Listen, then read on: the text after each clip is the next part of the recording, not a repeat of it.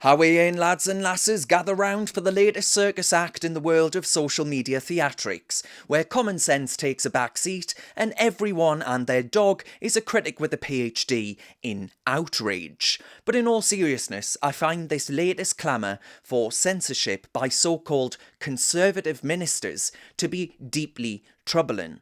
Joey Barton, football's resident bad boy turned Twitter's enfant terrible, is stirring the pot again, trying to promote a podcast. Now this time he's thrown a jab at female football commentators. Is it a bit crass? Maybe, but since when did a lack of tact become a crime?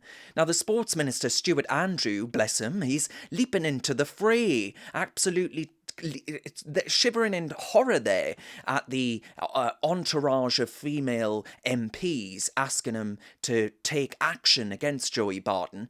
He's promised to have a chinwag with the social media bigwigs over Barton's dangerous comments. Their words, not mine.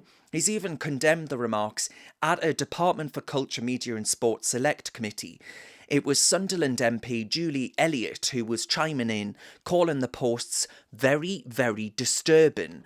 And all this fuss is over Barton's controversial podcast set to launch on Facebook/Meta. Have a listen. There's been some very, very disturbing posts on X, formerly Twitter, in the last month or so from Joey Barton on women, former professional women footballers commentating on men's football.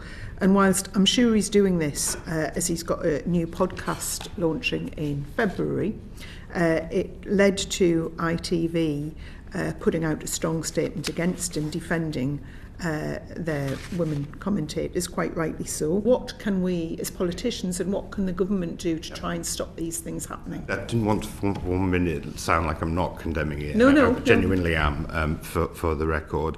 I think you're right, and the Online Safety Act puts an obligation on Ofcom. We do need to wait and see what Ofcom come out with first as part of the new powers within the bill. Would you, as a minister, take this issue up with these two social media platforms to ask them what they're doing about it and report back to us? I can happily do so. Seriously though, folks, I find that worrying, because let's not beat around the bush. Barton, he might perhaps lack a filter, right? But maybe he's onto something. Maybe, could it be that some female commentators are there more for their gender and the fact that they are owners of a vagina than it is their insight into the beautiful game? Now, I'm not saying all of them. I'm sure some of them are absolutely fantastic at their jobs. But let's face it, in a world of box ticking and virtue signalling, it's not beyond the stretch of reality and possibility for that to be the case. Now, I wouldn't go as far as Joey Barton has to suggest such commentators or compare such commentators to serial killers, but it's supposed to be a free country, right? If he wants to be an arse, frankly, unless he's committing an actual crime, then what business is it of the government? Why do they have to go tittle-tattle off to big tech giants to clamp down on his right to speech in what is, in 2024, the de facto public square? Here's the real rub for me. Conservative ministers, usually the defenders of free speech allegedly, are now crying foul and calling for big tech censorship. Today, though, it's Joey Barton. Tomorrow, who knows, Conservative MPs could it be? Once Labour's in power, who'll be next on their hit list? Who will be tittle-tattling to big tech in that government? Talk about being short-sighted. When Labour criminalised misogyny, for example, are we going to find Barton being put in the slammer?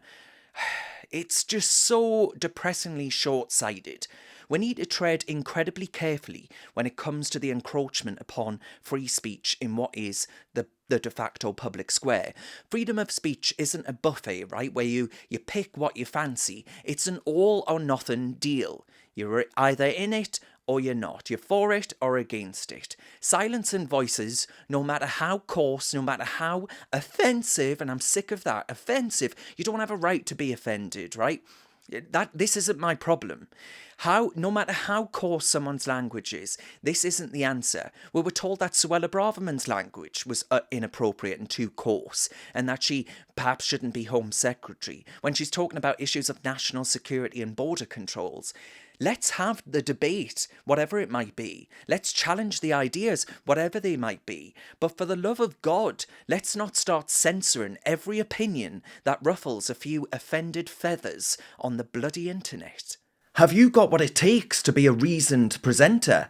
Well, send us a short clip of yourself to join@reasoned.uk and we might be seeing you on this very channel very soon indeed.